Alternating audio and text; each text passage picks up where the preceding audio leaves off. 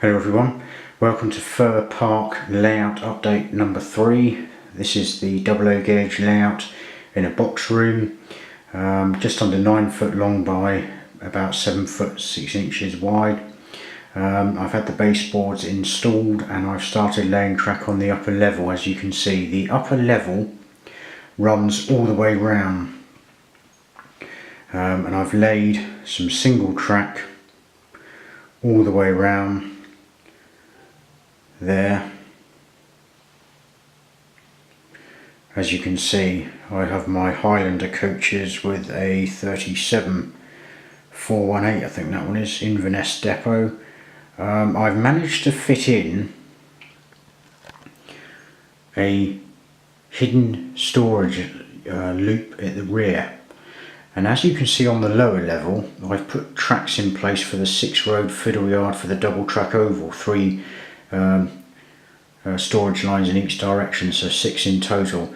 That will be covered just where the sort of camera shadow is there, or my finger.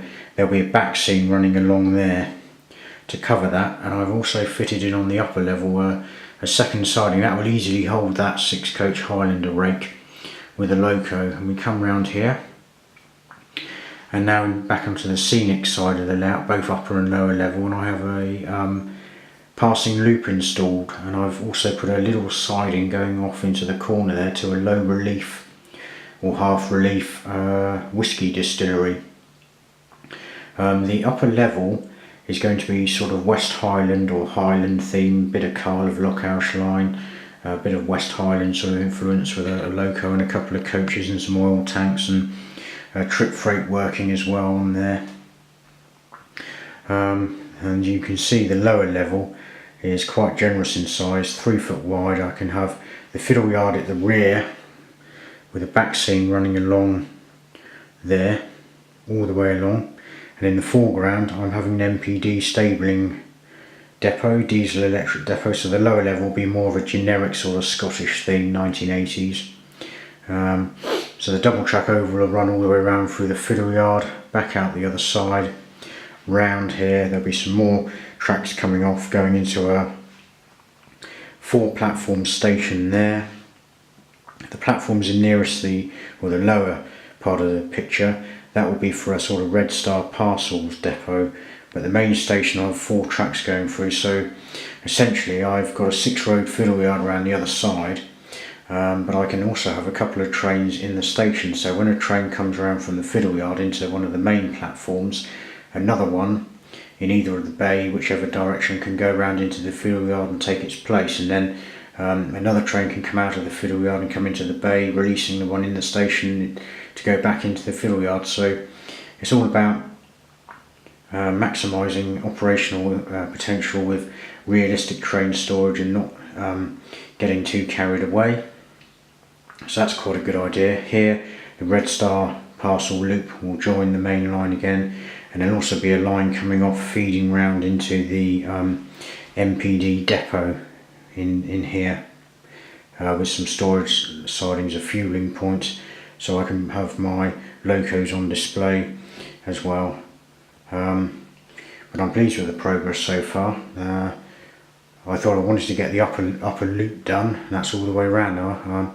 I haven't actually wired it up and tested it yet, but I thought I'd just get out the Highlander coaches with the 37. I've been itching to get them out, put them up just to size them up, see what they're like, and I think they proportionally they look pretty good. I think that's about the 6-coach rake up for the upper level is quite realistic.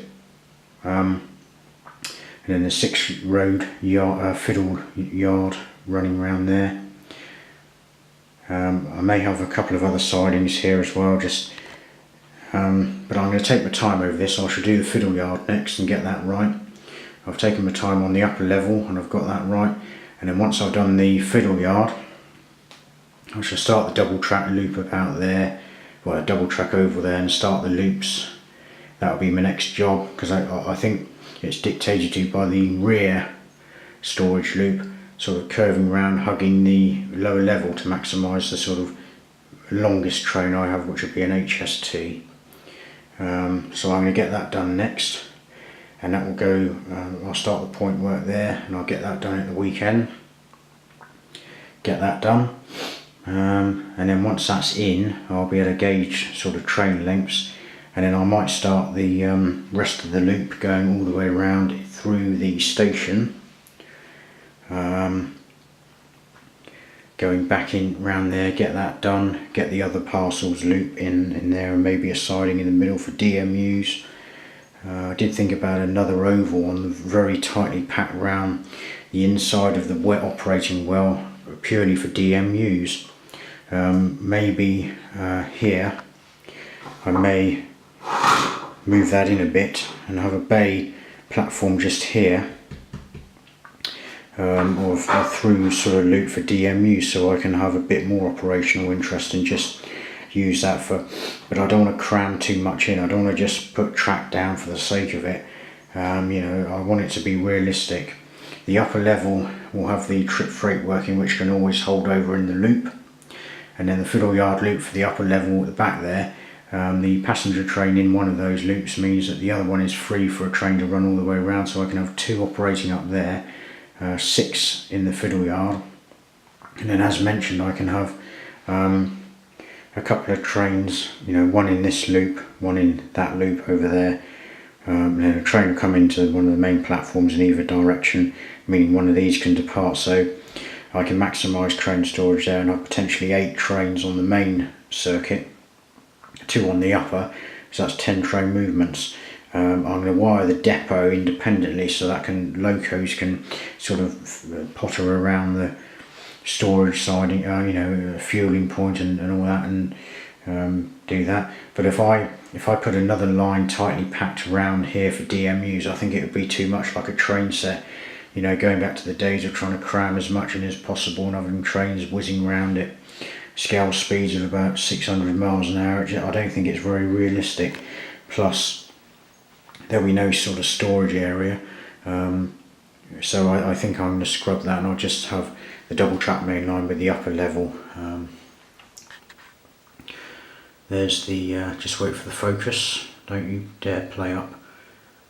That's it, just wait for it. I don't know why it keeps doing this. It should automatically focus in, but it's no, that's it. Yeah, there's the converted Metro Camel 101 DMU trailer that was first brought in, I believe, around about 1987. And when they first used it, it was in blue-grey livery still, but they painted the cab end a sort of darker shade of blue and put a Highland stag on the end. And it was operating with coaches in sort of blue-grey. Then for the 88 season, they painted it in that colour that you see there now, and some of the coaches were still blue-grey, but then they, after that for 89, they then painted the rest of the rolling stock in the sort of LNER apple green. The the Metcam observation saloon is modelled in pre-1991 sort of configuration, because I believe around about that time they replaced the windows with one-piece glass windows for a better panoramic sort of view. As you can see, those windows there are the normal DMU windows. So this is, you know, a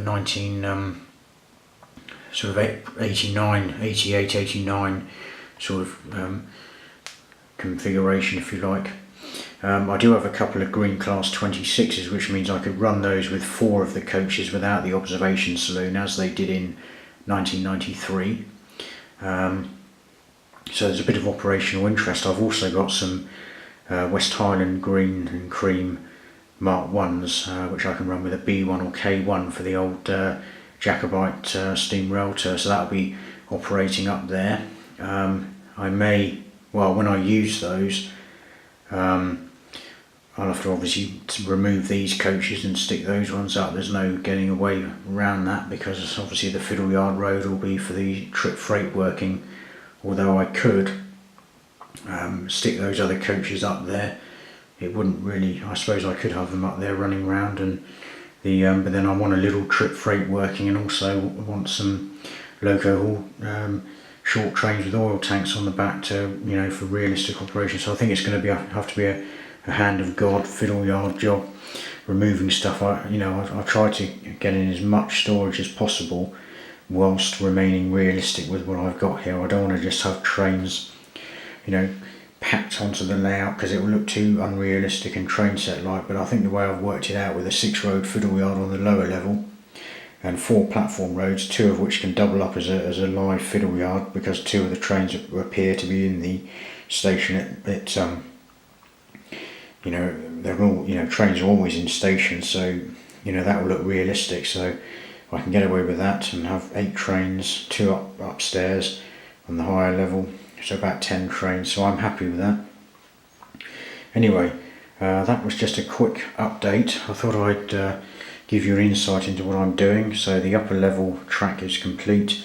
I'm going to get that running. So the next update, you'll probably see the old Carl of Lockouch Inverness Highlander set going round. I like that set. I think it looks pretty good. I've collected those coaches over a number of years, since I think Harburn did some. I picked them up at a swap meet and got the extension pack recently. And the 37 came with a set with a couple of coaches. Picked up that second hand as well, so I'm pleased with those. This is the progress so far. Not bad for a couple of hours work, so we're well on the way with this. So thanks for watching, and I will keep you updated with progress on the layout.